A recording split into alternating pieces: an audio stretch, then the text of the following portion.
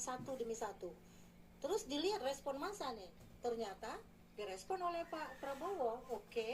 Masyarakat oke. Di sekeliling pasti ada persaingan dalam birokrasi itu kan. Jadi birokrasi yang menteri-menteri itu kan ditunjuk semua oleh presiden, beda dengan kepala daerah yang dipilih oleh rakyat. Nah, persaingan itu yang membuat dia tidak nyaman, kok lebih populer dari saya yang berkomunikasinya menurut tata katanya. Itulah yang saya persoalkan Hasan Nasbi. Dia melakukan peran yang tidak sesuai dengan statusnya. Sementara harusnya dia ngurusi tentang Pertamina, bukan ngurusi komunikasi publik. Berbeda kalau jabatan yang dulu. Harusnya. Tapi kalau soal Hasan Nasbi porsinya jangan terlalu pemerintah itu Buat menteri-menteri lain untuk mengungkap masalah yang sebenarnya. Contoh kasus. Bagaimana tadi sudah disebutkan Menteri Koperasi Ferry Juliantono yang kemudian punya jalan keluar menggunakan dana himbara yang 200 triliun untuk pembiayaan koperasi. Satu, itu problem di koperasi selesai. Yang kedua, Menteri UMKM Maman, ketika dia justru melihat UMKM perlu dibantu dengan adanya kebijakan misalnya anti thrifting atau anti illegal bal itu, sehingga UMKM bisa hidup. Jadi kebijakan yang diambil Pak Purbaya tidak merugikan, tapi dia menguntungkan juga bagi sebagian rakyat. Jadi Indonesia. tidak baku tikam ya. Jadi tidak ada baku tikam yang Saling disebutkan support oleh Hasan Nasbi.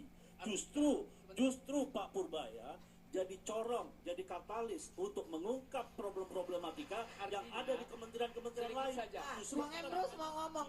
Harusnya bukan itu pilihan kata yang digunakan. Jadi pilihan kata diksi itu bermakna. Apa motif politik daripada Hasan Nasbi? Seharusnya dia tidak ngurusin itu lagi karena bukan tupoksinya dia. Demikian.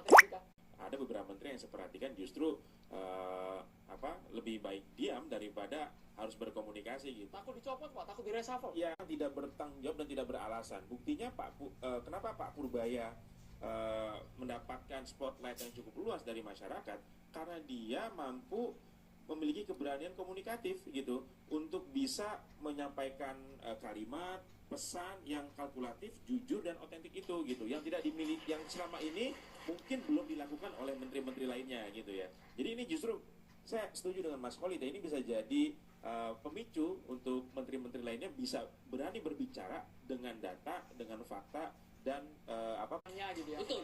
Prof Perdana dulu. Tadi lugas, tidak bertele-tele, lalu juga non protokoler lah ya kita sebut, kan tadi melahirkan dua hal outputnya.